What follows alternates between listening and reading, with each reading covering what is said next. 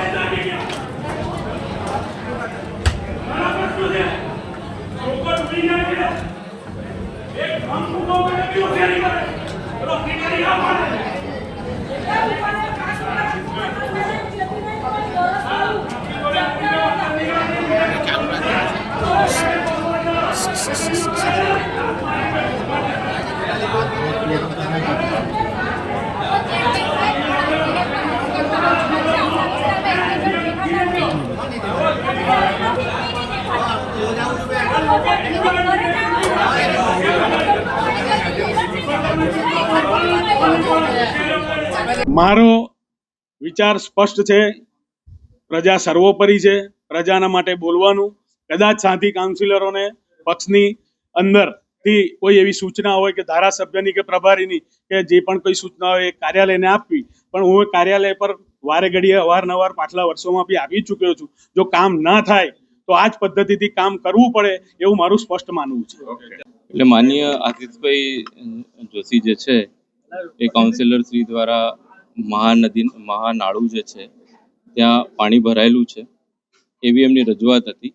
એટલે મેં એમને સમજ આપવાનો ટ્રાય કર્યો કે અમારું સ્ટેન્ડ શું છે. એટલે મેં એમને બહુ જે પણ ટેકનિકલ ડિટેલ્સ હતી એ આપી કે મહાનાળું અહીંથી અહીંયા જાય છે, અહીંથી અહીંયા જાય છે, આ રીતે રૂપારેલ છેલ્લે રૂપારેલમાં જાય છે, રૂપારેલને અમારે આ રીતે પહોળી કરવી છે અને ઓલ્ટરનેટ રૂટ બનાવવો છે, એટલે ડબલ કેપેસિટીથી એ વહે. અને સાથોસાથ રૂપારેલમાં જે અત્યારે જે આઉટલેટ છે એને અમારે પહોળું કરવું છે, એનું ટેન્ડર આવી ગયું છે અને 2 મહિના ડિલે, એ એમની એમ કહેવાનું હતું 2 મહિના ડિલે કેમ થયું? ડિલે એટલા માટે થયું કે ટેન્ડર એક સાથે બધા આવ્યા અને આ ટેન્ડર પણ એનો પાર્ટ હતો. એટલે હવે 2 મહિનાની અંદર એ કામગીરી પૂર્ણ કરવાની છે જ, એમને મેં કીધું છે, ખાતરી બી આપી છે અને અગાઉ બી પ્રેઝન્ટેશનમાં આ મુદ્દો લેવાયેલો હતો. તેમ છતાં 2 મહિનામાં કેમ નહીં થયું એમ કહી અને ઉગ્રતાથી બોલવા લાગ્યા અને માનનીય મુખ્યમંત્રી સાહેબને કમ્પ્લેન કરવી હોય તો પણ કરવાની છૂટ છે, એવી રીતે બહુ ઉગ્રતાથી બોલવા લાગ્યા. એટલે મેં એમને કીધું માનનીય મુખ્યમંત્રી સાહેબનું નામ ના લો તમે વચ્ચે, આ શહેરની ચર્ચા ચાલે છે.